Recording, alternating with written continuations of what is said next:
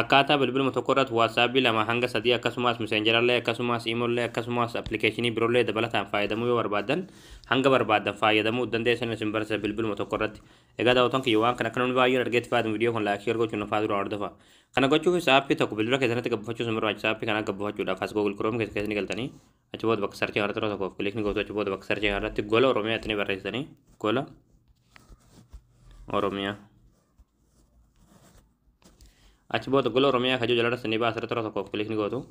Ammallee asirratti gola Oromiyaa kajuu kan irratti tokkoof kilikni gootu. Ammallee haala kana asitti fidaa tolota ikoon sarchii irratti tokkoof kilikni gootu. Bakka sarchii irratti qubee A K na barreessan achi booda sarchii fuuldura kan kilikni gootu sarchii gootu. Achi booda haala kana suuraa kana fidaa suuraa kana irratti tokkoof kilikni gootu. Achi booda appicha gabbifachuudhaaf siree olbisaa gaddeemsa olbisaa deemsa manumaati. Achi booda dhumarratti qalamatii maraan kan barraa yaappii as tuqaa buufadhaa akka jijjoolatti daawuloor kan jetturtii daawuloor kan tuttaniiti aappii kana bilbila keessatti gadi buufattanii.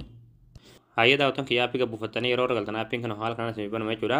Waatsaappii lama godhachuu barbaadan yookiin miseenjaroo lama godhachuu barbaadan jechuudhaaf as fakkii idoo horatti yeroo tokkoof kilikni gootanii achi booda haala kanaan appilikeeshinii bilbila keessatti qabdan hunda isiniif jechuudha. Fakkeenyaaf miseenjara lama yookiin sadii godhachuu barbaadan jechuudha. Fakkii idoo fuuldura jirtii irratti yeroo tokkoof kilikni gootanii.